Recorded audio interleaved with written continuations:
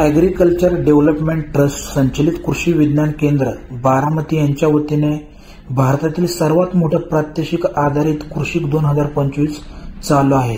त्यानिमित्त उपमुख्यमंत्री अजित पवार, पशुसंवर्धन मंत्री पंकजा मुंडे, कृषी मंत्री माणिकराव कोकाटे, खासदार सुनेत्रा पवार, खासदार सुप्रिया सुळे यावेळी उपस्थित होत्या। यावेळी शेतीमधील आधुनिक तंत्रज्ञान तसेच नाविन्यपूर्ण फळझाडांची लागवड, नैसर्गिक शेतीमध्ये देशी भाजीपाला पिकांची प्रात्यक्षिके, शेतकामात होमिओपॅथीचा वापर, आधुनिक दश डेअरी तंत्रज्ञान, पशुदालन अशा प्रकारची प्रात्यक्षिके यावेळी दाखवण्यात आली। या प्रदर्शनात आर्टिफिशियल इंटेलिजन्स आधारित ऊस व्यवस्थापन तंत्र वापरून ऊस शेती कशी करतात याची बारकाईने उपमुख्यमंत्री श्री अजित पवार यांनी माहिती घेतली। ते आपण प्रत्यक्षात पहा।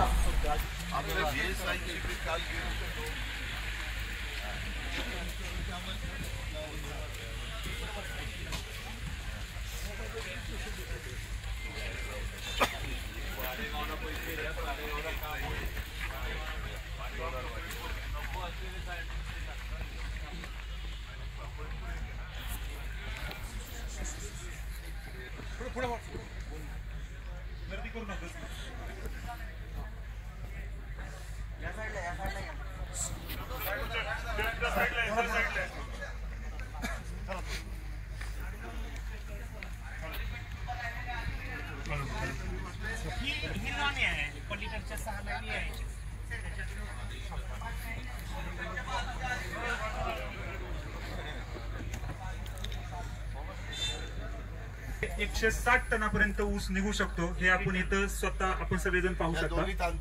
7 फुटाचं अंतर ठेवले नाही, 5 फुटाचं ठेवायला होतं आपण। प्रत्यक्ष सॉइल टाईप नुसार आणि क्लायमेट नुसार आणि शेतकऱ्यांचं तिथल्या भौगोलिक परिस्थितीनुसार आपण स्पेसिंग किती ठेवलं पाहिजे हे पण आपण सांगणार आहोत।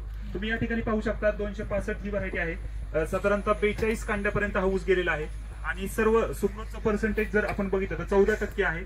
म्हणजे 10 महिन्यात ही अचीवमेंट फक्त एआय मुळे होऊ शकते आणि त्याचं नियोजन योग्य म्हणजे मातीमध्ये जे काही अन्नद्रव्य आहेत तर ते योग्य सेन्सरने आपल्याला माहिती दिली, प्रत्येक वेळेस माहिती दिली, नत्र स्फुरद पालाशी त्यानुसार आपण ऍड करत गेलो। आणि पाण्याचं प्रमाण म्हणजे पाणी जे द्यायचं होतं त्याच्या उदाहरणार्थ की पाणी किती आहे हे आपल्याला रेग्युलर अलर्ट्स येत होते। अर्ध्या तासाला कळत होतं की मातीमध्ये पाण्याचं प्रमाण किती आहे, त्यानुसार आपण सगळं नियोजन करत गेलो आणि त्यामुळे आपल्याला अपेक्षित हे सगळे बदल आपल्याला इथे पाहायला मिळत आहेत।